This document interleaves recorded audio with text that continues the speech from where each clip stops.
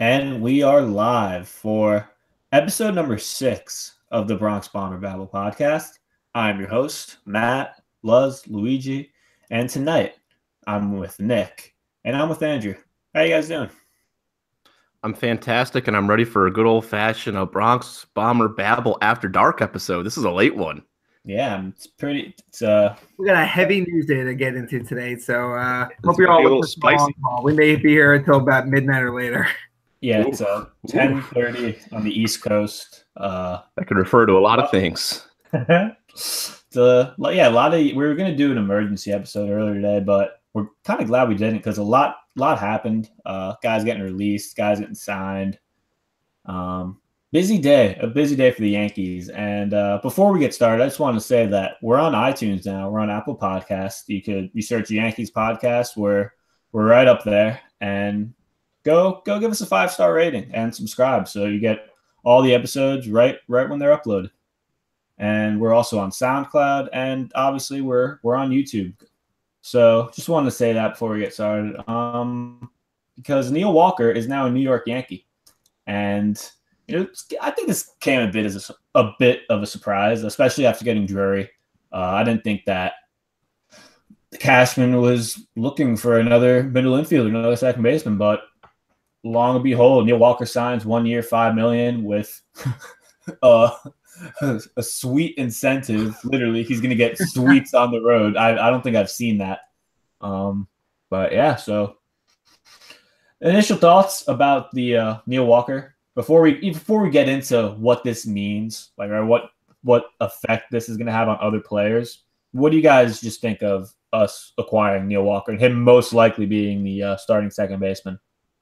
I kind of want to play Who's That Pokemon Baseball Player edition. So I'm going to give you two 2017 stat lines from two baseball players that are now on the Yankees. Number one is a batting average of .265 with 14 home runs. And number two is going to be a batting average of .267 with 13 home runs. And who freaking cares? One is Neil Walker, one is Brandon Drury, and those are both really average stat lines. So to me, I think the Yankees got another Brandon Drury, a little bit older and a switch hitter. But, man, like, I look at it, and people are kind of saying, 14 home runs, switch hitter, that'll play well in Yankee Stadium. Well, we covered this with Brandon Drury. Half the league, it seems like, hit 20 home runs last year. So 14 home run pop is not a whole lot to write home about. So to me, I'm not particularly impressed by this acquisition, but I'm also starting to surrender myself to the fact that it looks like the Yankees are going to start Neil Walker at second base. It looks like the Yankees are going to start Brandon Drury at third base. And, we saw last year with Chris Carter how hard it was to get rid of a guy who wasn't performing, at his position with a major league contract. And I'm kind of worried about that with Neil Walker. If, Torres is tearing it up, down in the minors and Walker scuffling, are the Yankees just going to kind of not want to swallow their pride and continue with Walker? So I don't know. To me, I look at this almost the same lens I look at Drury and just say, I just don't think this was necessary. I think they have the guys to fill the second and third base positions internally. So that's just kind of my reaction to the signing on the surface. I think there's a couple things you got to look at with the Neil Walker signing. First off, he's had a couple of serious injuries the past few years.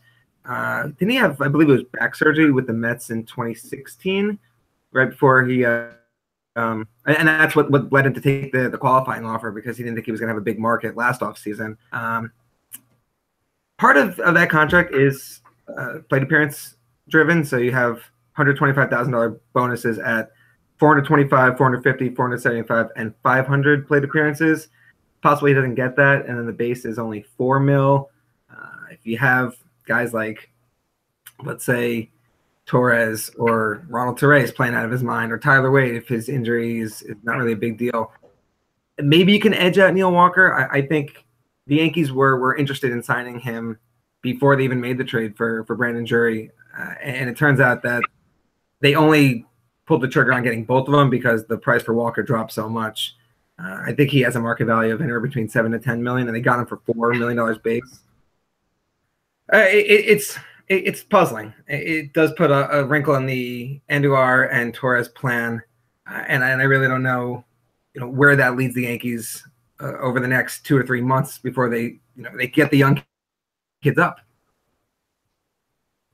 Yeah, it really is because we were just talking about it seems like yesterday, right? Where we were so excited that there was a possibility that we were going to get to see Andujar, we were going to get to see some of these young guys get some playing time, and the signing a jury was one thing. You said, okay, well maybe we're not going to see some of these young guys, and now with this signing, I thought this to myself earlier. I think the youth movement.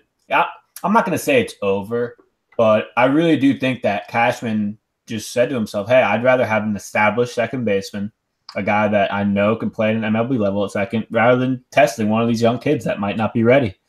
And I can't hate him for that, but it is upsetting. It is upsetting. Maybe I don't think they trust Gleiber. I think they want him in the minors most of the year. We might not see Gleiber till the summer. Our over and under was 100 games for Gleiber, and I think I said under, and that's looking more and more likely with every veteran the Yankees sign. So, do you guys see? Obviously, Gleiber's not getting traded; he's not going anywhere. But do you guys see Andujar or Wade or possibly even a Tyler Austin? Do you see any of these guys getting moved this season? Well, I think this is definitely the beginning of the end for Andujar because you look at the Yankees now. Now they have Neil Walker, Brandon Drury, Miguel Andujar, Tyler Wade, Gleyber Torres, and Tyler Austin all vying for, and Ronald Torres also, all vying for, you got two starting roles, the second and third, right? And, the second and the third base role, and then probably two bench spots. So, to me, yeah, I think Andujar is probably going to get moved for, a starting pitcher. The Yankees have been linked to all off season long. I look at Torres, man, and kind of going back to what you were saying about the over under 100 games, man. I'm going to flip flop to under now with this, coming up. I just look at him and say, yeah, the Yankees clearly something about. Sorry, my friends are typing in the chat here some funny messages. And, but, oh, shoot, where was I going with this? Somebody bail me out here. You guys threw me out off entirely.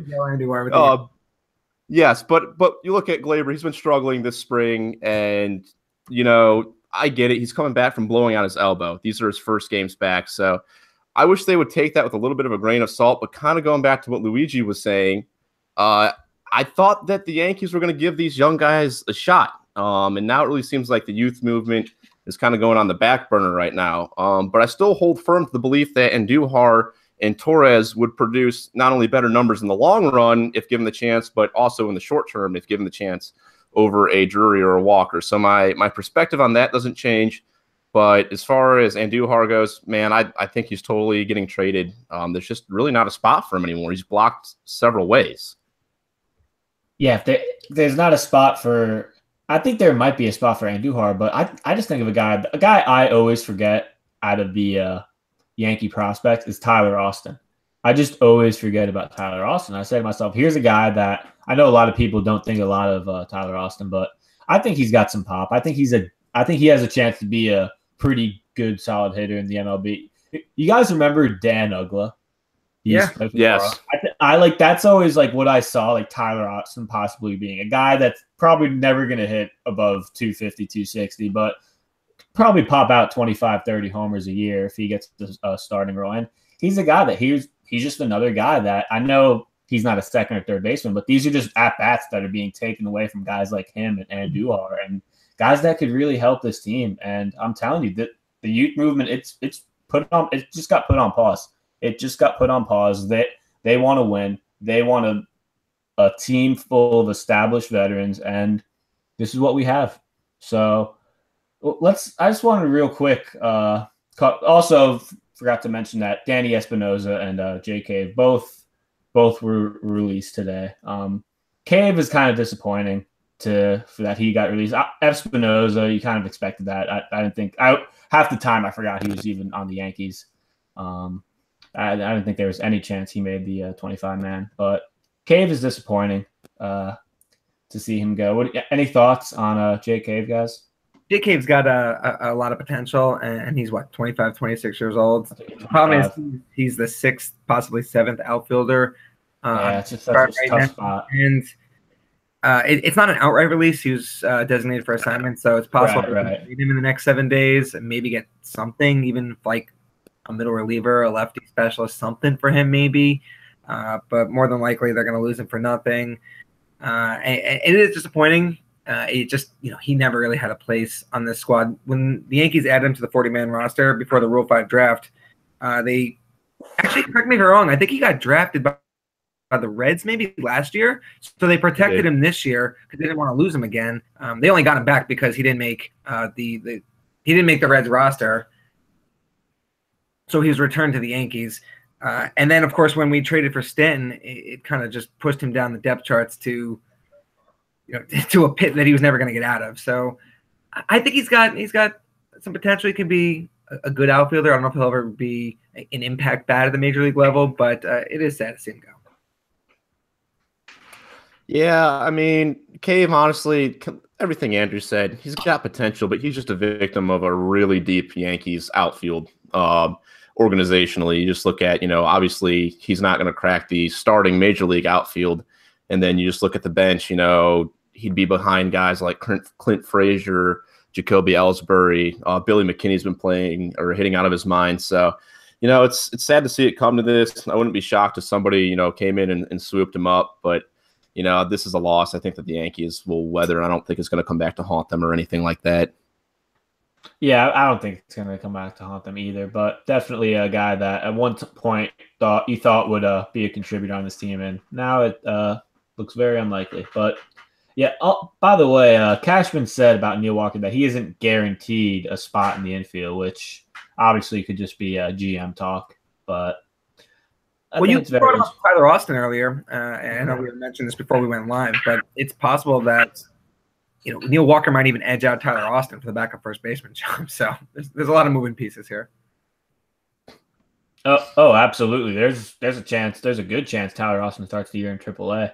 No doubt about it. But so let's just play a hypothetical situation here that say the Yankees trade for in the summer. They want to make a deal. They're in a good spot, but they think they need another starting pitcher. What are some guys that are attainable that you would like to see the Yankees get if they were to be in the market for a starting pitcher? Because at this point, it really does seem like they have too many players.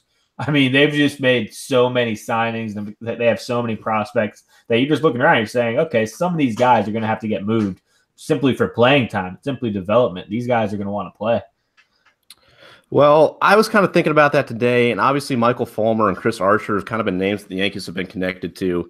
Michael Fulmer, he doesn't strike anybody out, and if I remember right, his ground ball rates are pretty low too. So I don't want a pitcher that can't strike people out with fly ball tendencies in Yankee Stadium, and we've kind of covered Chris Archer. Yeah, he'll K people, but he'll also put a lot of people on base. So today, I was kind of thinking of the guy that the Yankees have been off and on connected to this offseason is Danny Duffy of the Royals. Obviously, the Royals are in the midst of quite a big rebuild. They managed to bring Mike Moustakas back on one heck of a steal of a deal. I mean, he turned down the qualifying offer and then came back for, what was it, like $6.5 million? Something absurdly. I think was it 5.5? Yeah, something like that. Something absurdly under we ended the last show. We ended the last show on that, and he lost $12 million. I mean, what a shame. That's rough. Shame. Yeah. And so I think the Royals are a team that I'm not real familiar with their organization, but I would say they'd probably take a prospect anywhere, kind of any you could give them. I don't think they're going to be really picky about what position you send to them. So I look at Danny Duffy. He's a left-hander, and he had a 3.81 ERA last year. Only threw 146 innings, but if you look at his year before, his ERA was 3.51. Yeah, I have his page open right now. Very, very consistent numbers. Yeah, and he struck out 188 guys, in 42 games and 179 innings. So to me, I've always kind of looked at left-handers in Yankee Stadium, with bigger eyes than usual, because I like the lefty to be able to kind of eliminate that pull side tendency, work the matchups against other lefties that could, just flick a ball into the short porch in right field. So we already mentioned earlier, Andujar could be a potential trade chip, and I would think a very shining one at that. I think the Royals would probably ask for something else. And so I was just kind of tossing around, Miguel Andujar and Clint Frazier. And so I personally think that before you even, call the Royals on that, they'll say yes. In my mind, the Royals have bugged the Yankees war room, and they're listening in, and they hear the Yankees tossing around Miguel Andujar and Clint Frazier for Danny Duffy, and they actually call the Yankees and just say yes, and they'd be like, wait, what are you talking about? Just like, let's do this trade right now. I think that the Royals would absolutely take that to get two elite prospects, at third base, because Moustakas is only on that 1 year pillow deal. I think you might have an option, but if you have Miguel Andujar who's hitting well, he'd be way cheaper anyways. You'd want to keep him. And Clint Frazier, who obviously has got some flaws, but also has a lot of upside too for Danny Duffy. I think that'd be a steal for the Royals.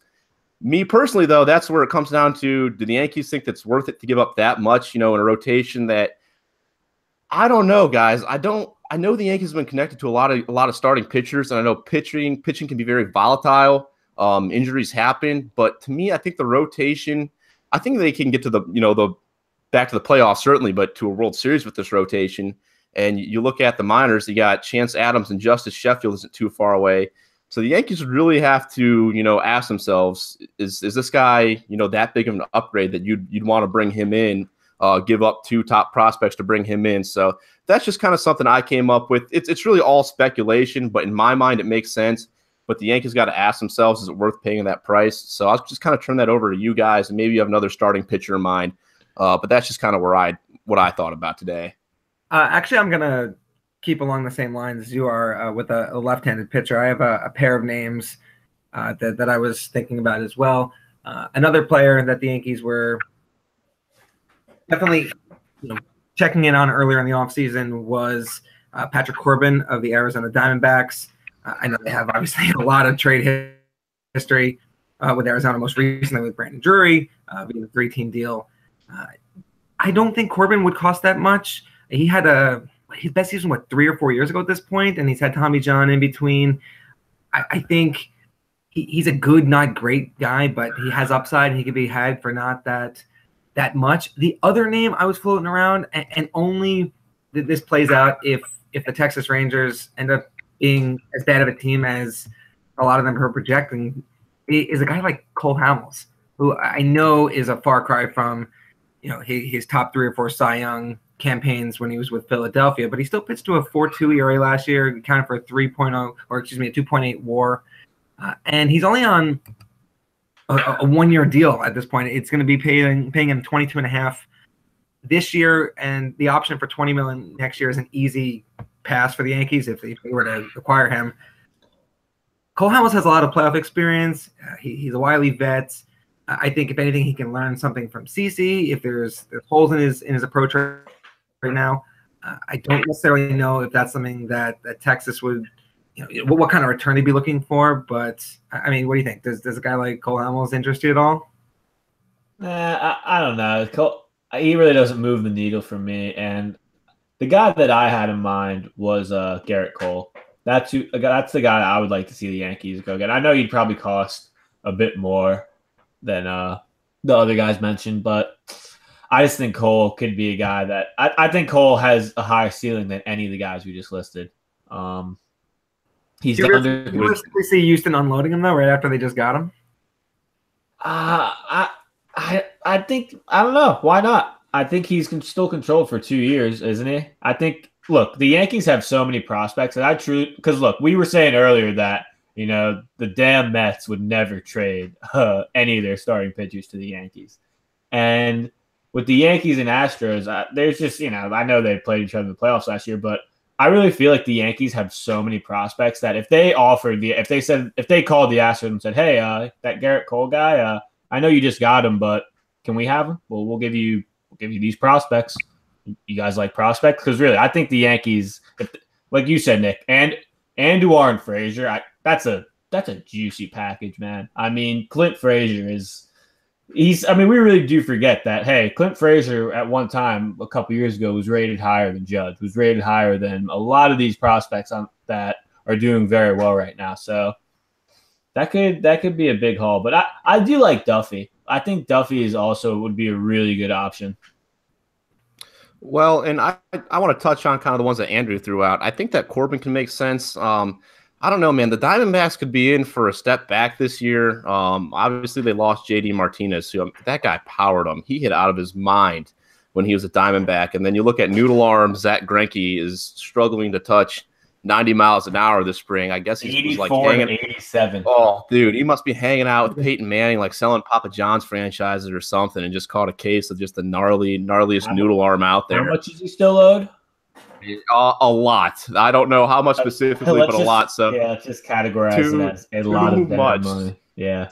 So I could definitely see the Diamondbacks, selling on Patrick Corbin, and I'd be all for it, assuming the cost isn't that high. I don't think it would be, because as Andrew kind of mentioned, like he hasn't been spectacular since he came back, and he's a free agent next year. So if it costs you a couple meh sort of guys, I'd be all for it. And I think the same kind of goes for Cole Hamels. I certainly think he'll be available. I actually fully expect him to get moved this season. I just don't see the Rangers seriously contending this year at all. And it only makes sense for the Rangers to get something for Hamels. But again, the same kind of thing goes. I'm not giving up Miguel Andujar for half a season of Cole Hamels. I think Hamels certainly has something to offer us, but at the same time, it's the same rationale why I'm not going to give up a lot for Machado to get half a season of him. For me, it's just you got to be careful with the rentals. You don't want to give up too much for the rentals, but I think that they both make sense if you can get them at a reasonable price. Anything else, Andrew? No, I think we're all covered on that end. Yeah, no, I just wanted to real quickly hit on the pick because I really do see at the moment Gumby or CeCe or at the moment someone goes down, there's going to be a trade and there's going to be another starting pitcher in the staff because there's, like I said earlier, there's too many players. Cashman I feel like tomorrow we're just going to wake up and there's just going to be another decent veteran signed to the Yankees. They're just going to keep doing it until opening day. They're not going to stop. So up next, I've like baseball. I have so many baseball reference pages opened up. I can't even get to the show notes. Oh yeah, I think we're up Ken Singleton next. Yeah, this really is just so. I was bummed when I heard this, man. I really was because Kenny Singleton is just. I mean, he's like Brett Gardner's the longest tenured Yankee. Kenny Singleton's the longest tenured Yankee announcer. He's been in the booth since 1997. And he announced on Twitter today that the 2018 season will be his final one in the booth. And he's still like Kenny Singleton. I think he's 70 years old, and you still feel like he could go another few years. But you can't blame the guy for wanting to retire, wanting to enjoy his later years just out of the booth. But what are you guys' thoughts on Kenny Singleton? Scott, you want to take it? Andrew, I want to let you take it. You had all the good stats on him. I think you can do him a little bit more justice than I can, then I'll chime in. Did I now? All right, well, first off, it's a big bummer. I do love what he brings to the booth, not only when he's the color commentary to Michael K, but also when he has when he takes over as the main play-by-play guy. We all know the lookout and this one is gone. I'm really gonna miss him in the booth. I think he actually rounds out the main crew when you have Kay and Paul O'Neill yucking it up. You got Kenny in there with the professionalism and whatnot. One thing we were talking about before we went live here is Kenny Singleton. People don't always know. Of course, not many people our age were alive to watch him play, but he was a really, really good baseball player for a lot of years. He won a World Series with Baltimore. He's got upwards of, I think it's near 250 career home runs, finished third in the MVP in 1977 and second in 1979. The guy was a really good baseball player too, in addition to his post-career playing career in the booth. Yeah, I looked at it as go on. Ken Go ahead, Singleton always kind of reminded me like of the grandpa I never had, kind of like calling a baseball game and tell me what was going on in the baseball game to me. Kind of like Andrew said, he was kind of the consistent, like, I'm just going to call my game.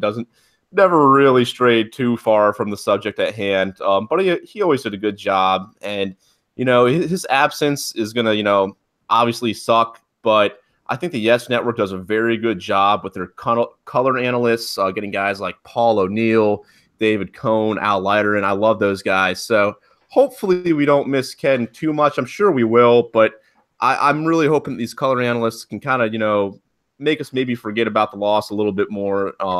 I've been a fan of the Yes Network, man. I've been on and off at Michael K, but when you sit back and take a look at it, he does a really good job, and then Yes Network as a whole does a really good job. Aside from the really unnecessary and uncomfortable bathroom pictures, that much I'm not going to give them props for. I'm actually going to suggest that they don't do that, but it's going to suck missing or losing Ken. But I just think that the Yes Network will hopefully do a good job of softening that blow. Yeah, and I just really quick wanted to read out because he said, like, the best thing about Twitter is when somebody breaks something through Twitter on their own Twitter, you just can post it right away. You don't have to go through a source. You don't have to go through anything. Like, the person just tweeted it. So Kenny Singleton tweeted this morning, and I'll read it word for word. Look out. This will be my final season of calling baseball games. I've been playing and talking baseball ever since I was 4 years old. It's time for this enjoyable ride to end. Thanks, fans, for allowing me into your homes and businesses. It's been my pleasure. And then he hashtag this one is gone. So nothing but class from Kenny. His numbers were great. I mean, he's in the Orioles Hall of Fame. He's a World Series winner. Over 2,000 hits and 1,000 RBIs. I mean, how many guys? What is obviously there's a club for everything, but how many players you think have over 2,000 hits and 1,000 RBIs? I mean, that's pretty impressive. Yeah, that's something I would have never known until we talked about it before. I knew he was a very good baseball player, but just writing that blog today, just had to look up some of his stats, and I said, "Wow, Kenny was quite the player, man. He was a lot better than I expected. He had a few great years for the Orioles too." Mm-hmm. But absolutely. You got moving real quick. Forward. Yeah, real quick. I just want to, speaking of guys breaking news from their own Twitter feed, just want to give a shout out. We never did this to Jim Laritz for breaking the Giancarlo Stanton trade before it happened. That dude didn't get enough credit for that. Everybody, y'all are sleeping on Jim Laritz, but he knows his stuff. That was like the I think one guy from like Barstool in like December tweeted that Yu Darvish passed his physical and was on his Cubs, and like Yu Darvish quoted his tweet, and it's like nope, fake news or something like. And then he signed with the Cubs. Yeah, and like 2 months later, he signed with the Cubs. It turned out to be true, but just jumped the gun a little bit. So, do you guys think that? Yes, because I wanted to kind of center this around Ruocco. Now, I don't think that – I'm not saying that, Ruocco is going to directly replace Kenny Singleton, because Ruocco already has his own role, and he's already called a few games on the road the past couple of years. But do you guys think that could you guys see the Yes Network getting just somebody else from the outside, or do they keep it in-house and just kind of groom Ruocco for that role? Oh, they'll definitely get someone else. If you look at what they've done over the past few years in some of the auxiliary roles, remember Kim Jones moved over to NFL Network, and they pulled in Meredith Morakowitz. I think she was doing NBA for the 76ers, if I remember correctly. You also look at I don't know how much you guys watch Nets basketball, but they're also on Yes. Yes, was able to pull in Sarah Kustok from the Chicago White Sox, and she's really good. Like, I really enjoy her. So Yes Network talent acquisition, they are on their A game, and they could definitely fill someone in quick to replace Kenny. You know who I could see, not as like directly replacing Kenny, but you know who I could see joining the Yes booth in the next couple of years? Teixeira. A-Rod? No, Teixeira. Hell no, not A-Rod. But Teixeira, I mean, he's a guy that he's been on ESPN the last couple of years. I think he'd be really good with, Kenny and Cohn, or not, obviously not Kenny, I mean Cohn and O'Neill and just Kay. I think he'd be really good in the Yes booth. I mean, really, you never Teixeira is so good on camera. I mean, I remember going back to his foul territory skits. Like he is so good on camera. Exactly. He's got good analysts. I mean, he was my favorite player for the last. I mean, since he's basically been in Pinstripe. So I'd absolutely love it. And I think he'd definitely have something to bring. And then just kind of going back to what you said with Ryan Ruocco, I think he'd be a fantastic step in. Obviously, he's done a couple games with the Yankees, and then you look at he's got a fantastic podcast with CC Sabathia where CC Sabathia says the F word every other word, and I love every second of it. And so it would kind of give me that feel to hear him on the games more. So, yeah, I think those are two fantastic candidates. I really like the idea of bringing in Teixeira because he's got a knack for the broadcasting business that I had no idea about until later in his Pinstripes career. So that would be awesome. Yeah, and I just wanted to say something about Teixeira really quick because this is really interesting. So last summer, I think it was during the home run derby, he was on a Part of My Take, and he was doing an interview, and he said something that kind of amazed me. So he wasn't a natural switch hitter. He told me that, or he told me. He told yeah, I wish breaking news. That. Breaking news. I was there. But he told the guys giving the interview that he had to relearn how to switch hit every spring training. Like every year he would go to spring training, he would literally have to relearn how to switch hit. And that's why he would always start off so slowly every season. That's why he'd be hitting like 180 in like early May, and it would take him some time to get going. And it almost like blew my mind. Like, oh my God, you had to like, how do you relearn how to switch hit every year as a major league hitter? But he did it. And the guy's, going to be, I think he's no doubt a Hall of Famer, but who knows? He was naturally a right-handed hitter, correct? Right.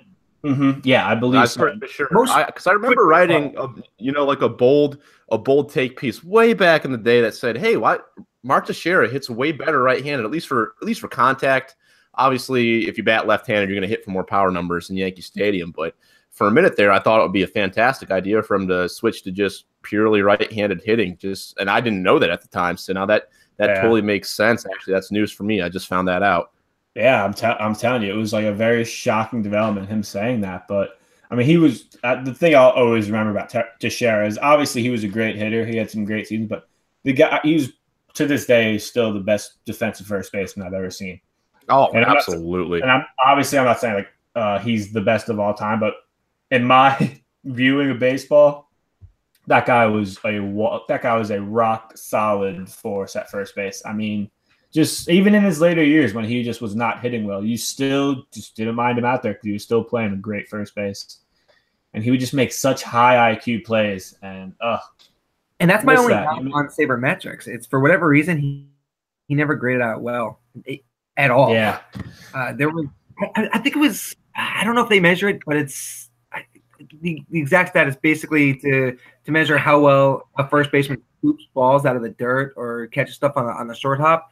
And I remember vividly one year, I think it was right as I was about to graduate college, that Albert Pujols was graded higher than Mark Teixeira. I'm thinking to myself, how does that make sense? And I wonder if just, you had Cano and Jeter throwing balls to first base. There weren't many throws in the dirt for him to scoop out if that was negatively impairing his numbers. But he's unbelievable out there. I just remember I think it's John Sterling. He would always go every single day, every time he made a play at first base. It became a joke between me and my family, but you could count on him to make some kind of jaw-dropping play at least once a week. Well, I think that shows that you can't put a lot of stock into some of these defensive metrics because they're just not accurate. Didi Gregorius, I think when he came over, I'm pretty sure he still is rated as kind of a subpar defender by some of these, advanced defensive metrics. And you look at Didi and you look at Teixeira and you're like, these guys are great defenders. Mark Teixeira made the entire infield better because as long as you threw it, relatively close to him, he was going to make the play on the ball. You didn't even have to be right on the base, the whole time. So I 100% agree. In my book, Mark Teixeira is a Hall of Famer. He was a very good switch hitting first baseman. And, he's one of the best defensive first basemen, like Luigi said, that I've ever seen. Now, are the voters necessarily going to look at that? I don't think so, which is quite unfortunate. The Hall of Fame voting is an entirely different topic for an entirely different day. But I would just hope that maybe by the time he comes around, some of the guys will look at his defense and say, this dude was a freaking wizard with a glove at first base. Yeah. Is Mariano eligible next year? That is a good question, but I feel like it's if not Mariano, going to be if anyone doesn't vote Mariano first ballot Hall of Fame, it's broken. The system and is somebody's going to do broken. it just to do it. Like I don't think he's going to get it because some guy wants to be that guy. Well, and the thing I've heard is that if you go back to like the long the long history of the BBWA voting, it's that I think with Babe Ruth wasn't a unanimous vote, so there's like a small legion of guys among the voting population that they'll just basically conspire together to make sure that there's no unanimous voter ever. I don't know how true this is. This is some theory I heard, but since Babe Ruth was not a unanimous voter, no one in the history of baseball deserves to be unanimous. That's just ridiculous, man. Yeah, I mean, you look at. There's so many things I could say right now, but yeah, we should probably save this conversation for another day. We could have a whole episode on this. I'm gonna mute my mic. All right. Yes. Yeah, but yeah, that's all I want to say. And by the way, I know we got a little sidetracked, but I think this is a good topic. Have you guys seen on Twitter recently like that? I think it's like Baseball Kings that always tweets it out. It's like basically says best infield ever ? And it's just Teixeira, Cano, Jeter, and A-Rod.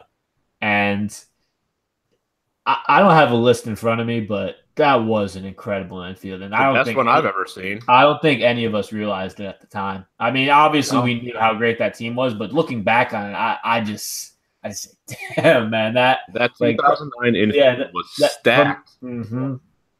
Man, they were good, man. I think that 09 year, Jeter hit like 330.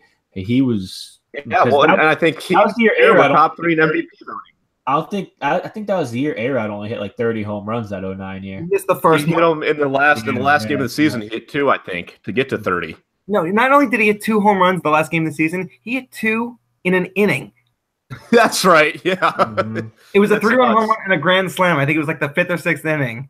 And there's that vivid image of Mark Teixeira in the dugout. Bring this all full circle. And his jaw just dropped when like someone told him, A-Rod he hit his second home run and got him to 30 and 100, and he's just like, what? Bug-eyed. It's crazy. Well, without getting too nerdy, let me read you real quick. In the 2009 infield, Mark Teixeira, 141 ops plus. Robinson Cano, 121 ops plus. Derek Jeter, 125 ops plus. And A-Rod, 138 ops plus in just 124 games. I mean, that infield was stacked. I'd be shocked. I mean, there might be, but I don't think there's a better infield than that. If there is, then it's not ahead of this 2009 Yankees infield by much. It's got to be top 5 at the very least. Yeah, that's definitely that's another good debate for another day. Some other news: Jacoby Ellsbury, my least favorite Yankee of all time. He may not be ready for opening day. What? Aaron Boone. Wait, what? Dude, right? The guy is like talking about Iron Man. Dude, the guy's so durable. We're probably quote from Aaron Boone. We're probably getting into that range where we're butting up against it in terms of being ready for opening day. So Ellsbury's out till July, and that's. Really though. We're gonna get into Ellsbury. You know what? Let's start the Pinstripe Previews. We're at the Pinstripe Previews, and would you look at that? One of our guys is Jacoby Ellsbury. So let's start with him. I don't even know how to lead in Jacoby Ellsbury, man. I'll take it for you if you want. No, I got it. Probably one of the worst signings Brian Cashman has made as his tenure. Right up there, I think, with Carl Pavano and Javi Vasquez and all those guys. He only had 356 at-bats last year. Just hit 264, 1.7 WAR. He's not a free agent until 2021. He, even though there's all these moves being made, Jacoby Ellsbury, not involved in any. Very disappointing. So, guys, Jacoby Ellsbury, thoughts? Well, Ellsbury would be a All right, fantastic. I have our Pinstripe preview on Jacoby Whoa. Ellsbury. I'm kidding. He would be a fantastic fourth outfielder if he wasn't being paid $21 million a year. I think that's what it all boils down to. At this point, I think we kind of know what to expect from Ellsbury. He's going to be somewhere between 250 and 300, like never at either extreme. It's going to be 260s, 270s, somewhere in there with, a couple stolen bases sprinkled in there. But other than that, that's really it. He doesn't strike out at a crazy clip, and he kind of gets some walks, but he doesn't hit for the power that, 2011 we can safely say was an anomaly with the 32 dingers he hit then. So I don't know. We know what to expect with Ellsbury, and it's unspectacular. And the problem is the contract. Getting paid $21 million to put up that kind of average production and be the fourth outfielder is definitely not what the Yankees envisioned when they signed Ellsbury. And it would be nice to trade him, and it would be nice to move him, but there's also the whole factor of he's got a no trade clause. And he's it sounds like, if I remember right, hearing reports that he really doesn't want to waive that. He'd waive it to a contending team, but what contending team in their right mind is going to bring on Jacoby Ellsbury, a guy who I just said was a fourth outfielder for $21 million a year? And honestly, I'll go so far as to say this. We talked about this earlier on in the offseason. If the Yankees were just to outright release Jacoby Ellsbury, I don't know if he'd get a major league contract, guys. I really don't, because like I said, he's a guy who hits 260, and that's literally it. He plays some okay defense. I'll give him that. He's got some legs to run the outfield. He takes some weird routes to balls. But I don't even think he'd get a major league contract, or if he did, it wouldn't be more than $2-3 million a year. So they wouldn't have to give him anything. If you remember what with the Mets when they signed Jose Reyes after he got released by the Rockies last year, the Yankees, if they release him, they eat every penny of the contract. So you said he's a good fourth outfielder. All a team has to do is give him the prorated amount of the major league minimum for how many games into the season for the rest of the year that he's owed. And then you get him. I guess I meant more like in a vacuum. Say all things considered. Yeah. Say I knew exactly. Put Ellsbury up against like the league right now as far as all things are the same. Would he get a major league contract? I'm not so sure. There's other guys that are younger that have a comparable skill set, and with the other guys being younger, I think you can argue they might have potential to at least eventually progress as a player. And with Ellsbury, I think we've seen what he is, and it's not that good. And again, the injury problems keep biting this guy. Actually, funny enough, he played in 148 games in 2016, which seems so distant now. But I don't remember him playing that many games. And he went down to 112 last year in 2017, and even that seems like a lot. Like I don't remember him playing that much. So, well, his defense last year, he was benched behind Aaron Hicks. He wasn't really as he should have been, and so that's where it kind of stands right now. Is honestly, guys, I think we're stuck with him. I don't think we're going to see him moved through the duration of his contract, and it's frustrating. I wonder at what point do the Yankees pull an A-Rod with him and say, we're going to pay you to go away because you're taking up a roster spot, and we think that roster spot is more valuable than what you're putting up right now. So that's I know it's hardly an original take, but I think it's also the reality of what Ellsbury is going to bring to the table this year. Yeah, I'd put Clint Frazier ahead of Ellsbury just in terms of who's a better option as the fourth outfielder right now, because it really is frustrating, because you really do wish that he would just get traded to a team that maybe he could play, because he really, there is just not a spot for him with Hicks, with Judge, with Stanton, with Clint Frazier. And that, I know this might seem a little bit down the road, but even when you see Billy McKinney just ripping the ball. Yeah. I mean, what were we talking about to begin the show? Younger guys getting blocked. And, Ellsbury's not directly blocking any younger guys, but maybe if you want to consider Clint. But, yeah, so, yeah, we've talked about this before on the show, but, it just reminded me again, because I'm actually looking at the Pinstripe Preview for Ellsbury, that the person who wrote this, who of course will go unnamed, he predicted a 290 season for Ellsbury with around 15 homers, and he predicted that he would win the starting center field job from Aaron Hicks. Guys, give me a % chance that all that happens. Well, he can't get the starting job. He's hurt. I'm just saying, this year, that Ellsbury is going to eventually win the starting job from Hicks, and then he's going to hit 290 with 15 home runs. Like I would put He's that. not going to win it. The only way he gets it is somebody gets hurt. So I wouldn't say he's going to win it. I'd put it at a straight up 0% chance because he's not even going to be healthy by the start of the season. Like there's just no way. There's absolutely no way. And of course, just you see that. Oh, well, he's hurt, so he's not starting opening day. It really is incredible. I mean, not starting opening day. I feel like that. Like I said, I was almost joking before, but I really do feel like that's going to turn into a month or two. Who knows with this guy? But over and under 100 games with the Yankees this year for Jacoby Ellsbury. Now he on the roster. Like playing, not on the roster, just playing with the Yankees. He had 112 last year, 148 the year before, and 111 the year before that. That's a really tough one. The same one we did for Gleiber, but I just wanted to do it. I'm going to do. I'll go just barely under. I think there might be some injury somewhere that necessitates he step in and play a little bit. However, that all also is banking on the fact that he's healthy at the same time, which he's shown. He's got glass bones. He's the guy in the SpongeBob episode where they're selling chocolate, and he falls down the stairs and says, "Oh yeah, my bones are made of glass." Correct, and that's exactly what Jacoby Ellsbury is. He is that dude, minus the freaking chocolate bars and bringing something to the table.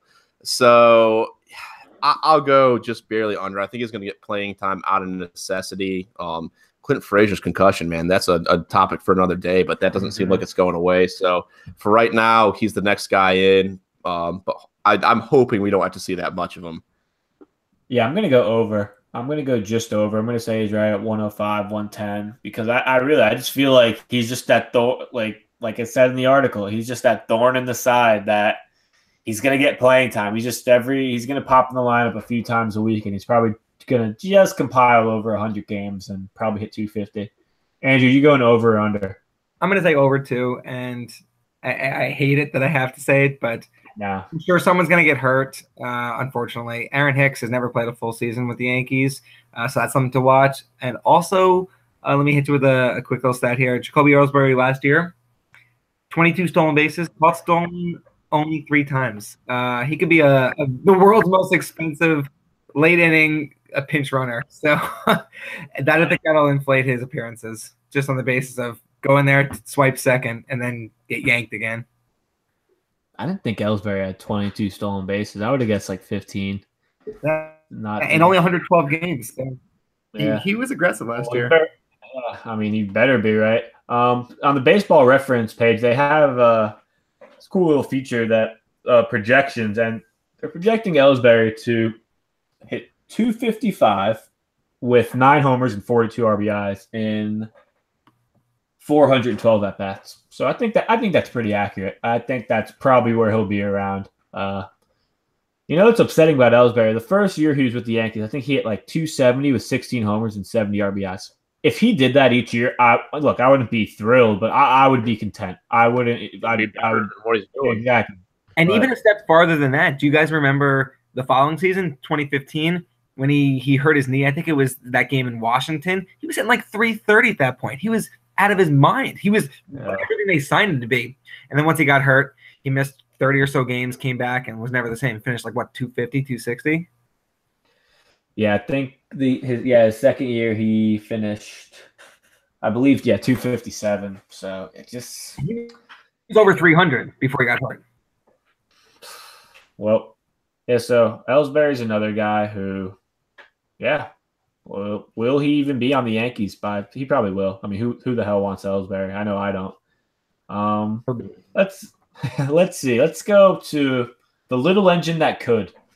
Let's go to it's funny. Alex said that you got to do the Brandon Drury Pinstripe Preview with Nick's on. Like you can't podcast about Brandon Drury without me. Like this is what I was made for. Yeah, let's talk about Brandon Drury, the 25-year-old that the Yankees recently acquired, and it's going to be I think he's going to more likely be the third baseman now because he's more of the utility guy, and Walker is more of the traditional second baseman. Just some of Drury's numbers last year: 267 average, 13 homers, 63 RBIs, 317 on base percentage, 89 OPS plus, and a 1.6 WAR. So very average, very unspectacular, but still pretty young. And I think it's very likely that he's going to be the starting third baseman. He's not a free agent until 2022, so the Yankees have some control with him. What do you guys think of Jury? Let's start. Andrew. I think it goes without saying that we're going to start with Nick. So Nick, what do you think of Brandon, the little engine that could Jury? See, I don't really know what to say anymore. That hasn't already haven't already said it. Just on just about every single episode, I found a way to bash Brandon Drury. And you brought up his numbers, and I brought him up in the start of the podcast. I mean, 267 with 13 home runs. That's not good. Like, I'm sorry. Like, I the word I used in my article on him is average. But you look at him compared to the rest of the league. The rest of the league last year, they were hitting 20 home runs, higher averages than that. So, look, man, could he turn it around? Does he have upside? I mean, he says he's been working on a swing to get more loft on the ball, as has every other freaking player coming into spring training ever. Is that? I worked on my swing. It's like a quarterback being like, yeah, I'm working with my receivers hard. We've really been working hard. Like, yeah, well, who else has been working hard? Everybody else. Like, it's like one of the cliches, like, oh, I've been working on my swing, or he's coming to camp in the best shape of his life. We hear this every freaking spring. Tyler Austin worked on his swing with Albert Pujols over the winter. And Greg Bird. Greg Bird broke his ankle just waking up. I just wanted to trigger. Yeah. Well, we'll let him get to that, but I'm just going based on what he's put up in the big league so far. I'd like to go on the numbers and kind of project from there, and what I've seen is hardly inspiring. We also talked about him defensively. He made 11 errors last year, and Starling Castro also made 11 errors last year. Nobody around here has ever regarded Starling Castro as, the Mark Teixeira second base. So, and he only played one game at third base last year, and in that one game, he made an error. So I think we're making a wild assumption by, saying that he can just step in tomorrow and play some solid defense at third base. I won't say he's going to be Chase Headley in his worst year at third base, but he's not going to be, some kind of lockdown defender, at least based on the numbers. So, look, man, my hesitancy to, praise the Brandon Drury trade, it's all based in numbers, man. I look at it, and again, you just look at the league last year. I think you have to compare these stats to the rest of the league and say this really wasn't that great. He's projected, on Baseball Reference, 16 home runs last year, 272 average. That's okay. That's probably not unrealistic, but I think that a Miguel Andujar, a Gleyber Torres could easily put up those numbers and better. And that's where my beef with this all boils down to, is the Yankees have younger guys who have far higher upsides that could be starting right now, in putting up these projected Drury numbers, or in my opinion, will probably hit even better than that. So again, that's just kind of my whole, in a little synopsis of how I view Brandon Drury. Maybe he'll prove me wrong, man. I said this about Didi Gregorius. I didn't think he'd be a good acquisition. Aaron Hicks, I think, is a little bit more. The jury's still a little out. He had a fine, little stretch last year where he showed a lot of promise, and I want him to get a starting chance this year. But who knows? Brian Cashman tends to know what he's doing, so maybe I shouldn't be so critical. But again, just going on the numbers. So I'll turn it over to you guys. Maybe you guys have a bit of a fresher perspective. In fact, I think it'd be hard to have any less of a fresh perspective than I do on Drury. I think we've kind of already beat a dead horse. So just for the sake of parity here, and for any of our listeners who are stout Brandon Drury fans, let me throw down some numbers. Mystery player, 226 batting average, 290 on base percentage, 6 home runs, 27 RBIs in 80 games played. Those are the stats of Didi Gregorius the year before the Yankees acquired him. And I know that's the comparison everyone wants to make. So for the sake of making everyone happy, yes, it's possible for Brandon Drury to have a turnaround of the likes of Didi Gregorius. Do I think he's going to be a middle-of-the-order impact bat? Certainly not.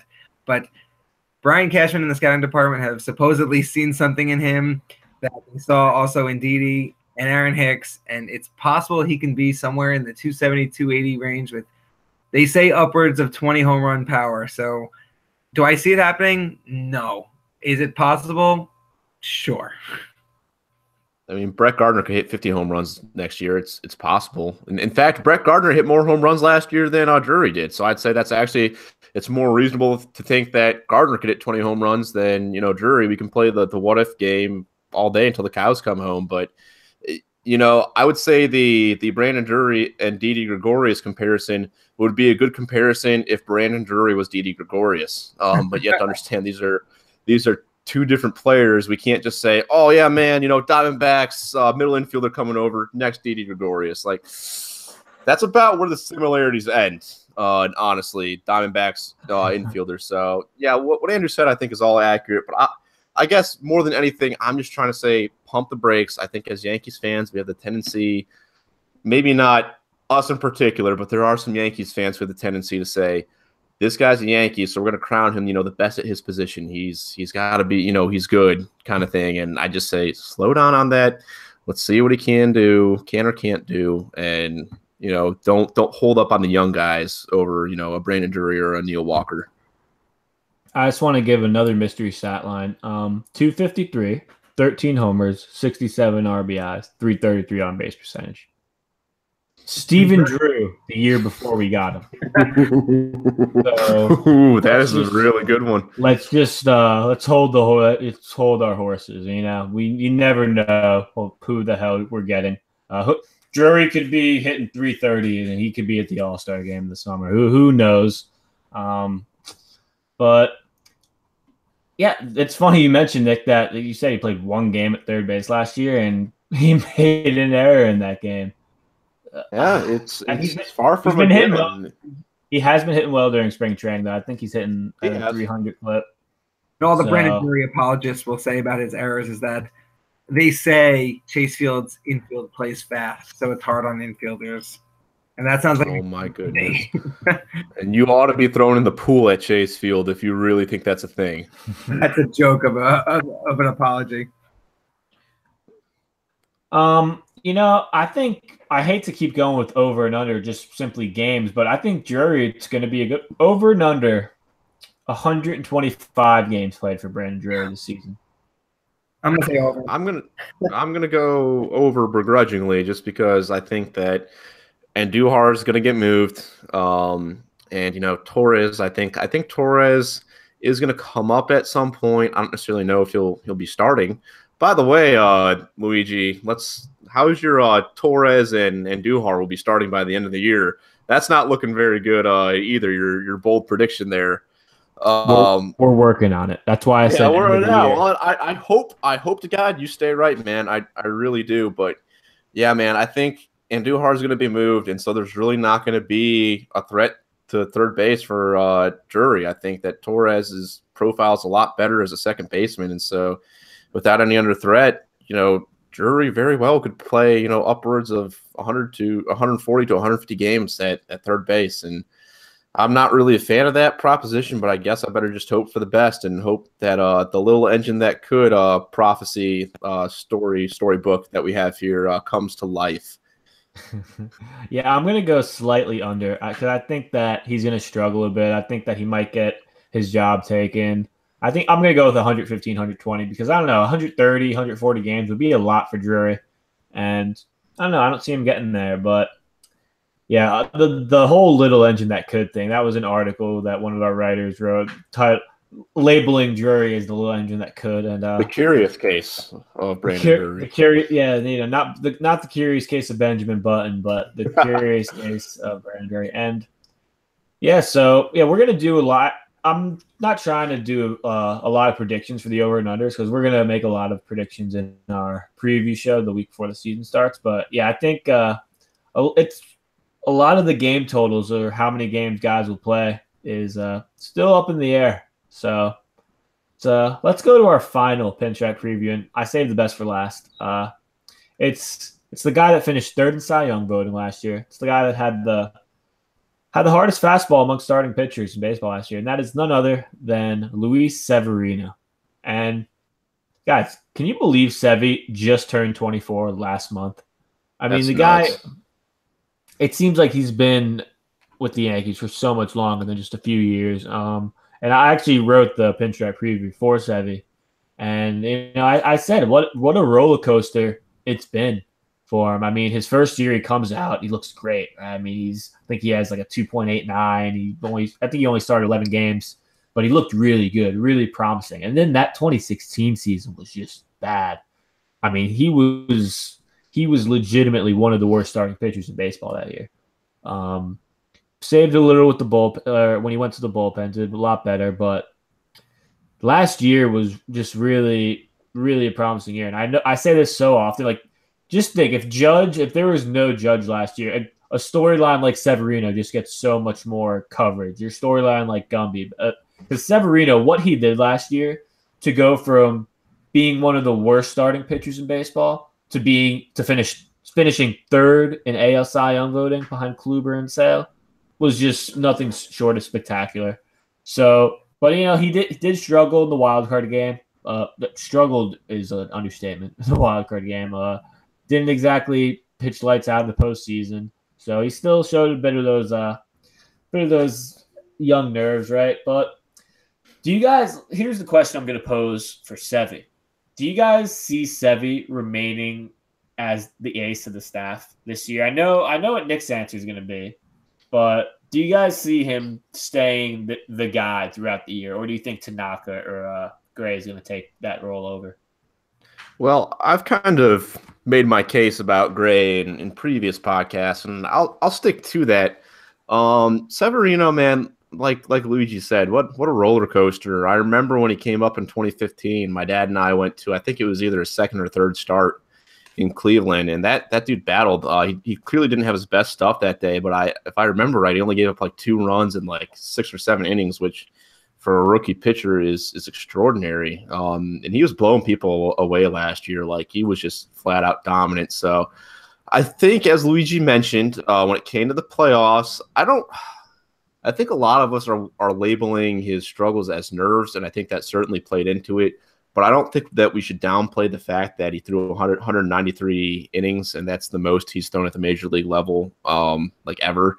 So I think that caught up with him, and kind of as a result of that, I expect him to take a slight step back next year. I think instead of like a sub-3 ERA, I'll say he'll have like a 3.2, 3.3 ERA, around 200 innings pitched, 200 strikeouts. I don't think it's going to be bad, but when I say that I think Gray is going to be the ace, and I'm going to stick to that, that's more a reflection on what I think Gray can do than Severino.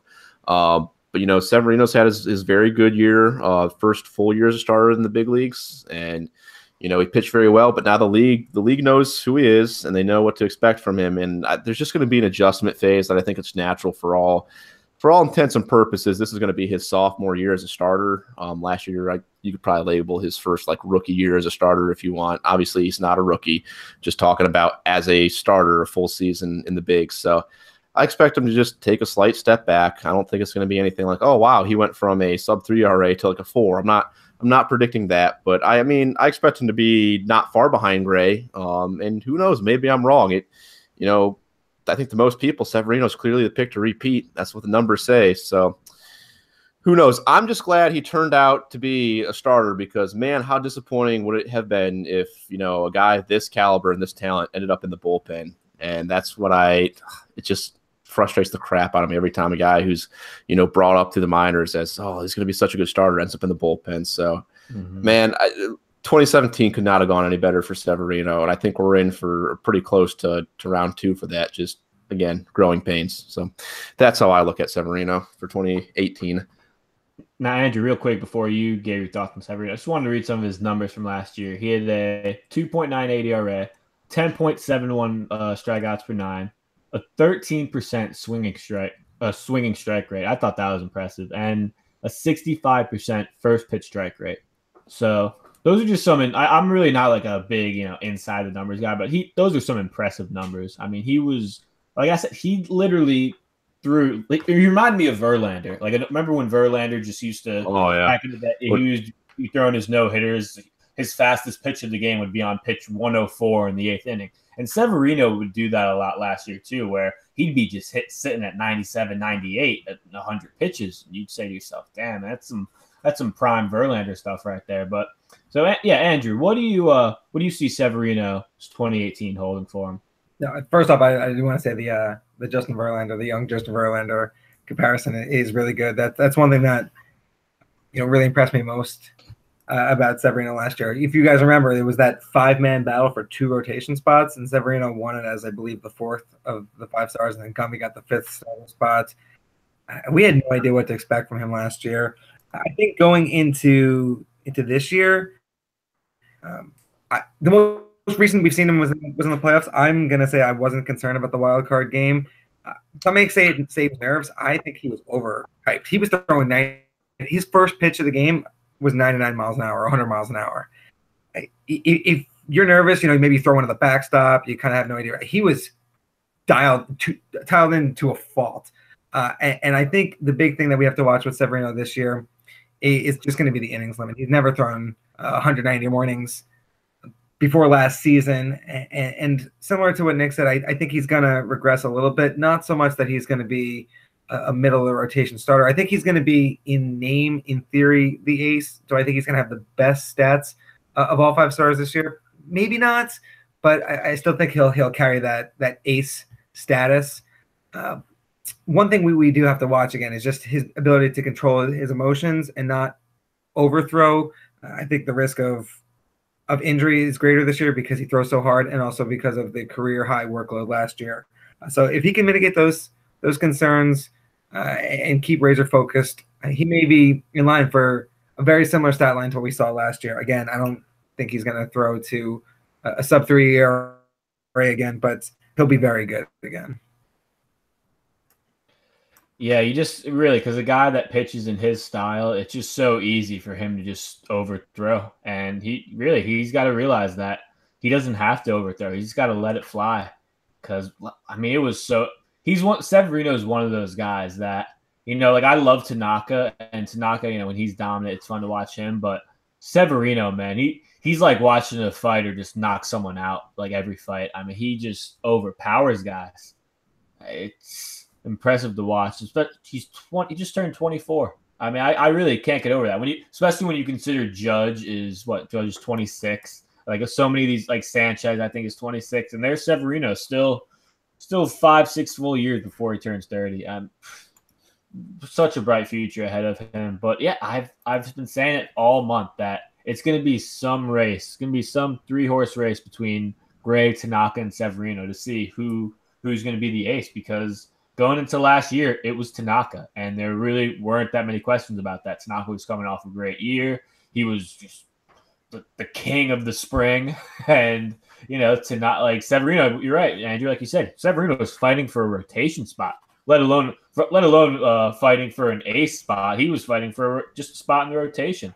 So yeah, it's gonna be very compelling to see who gets the ball in the big games, because it was Severino going into last October, but it turns out it should have been Tanaka, right? And I know that's hindsight, but Tanaka was phenomenal in the postseason last year. So let's do an over and under for Severino, 3.20 ERA, because he had a 2.98 ERA last year. And I found this interesting. We let's just keep it rolling with the doing the projections for Baseball Reference.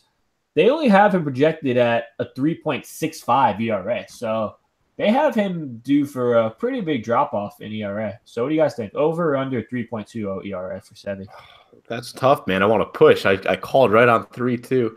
I'll go slightly over. Let's say 3.25. Yeah. A 3.65 is pretty brutal. That is some tremendous regression. I'm not sure if there's some underlying number that we're missing somewhere, but I mean, and they only have him projected for 177 strikeouts. So maybe here's where it all comes down to, is they only have him pegged for 158 innings. So clearly they're looking at something and saying, he might miss time to injury or something like that, which I suppose with the massive innings load he had last year, at least relative to his experience in the MLB, that could play into it. But I can't get behind that. I don't think he's going to step back that much. His stuff is just too good.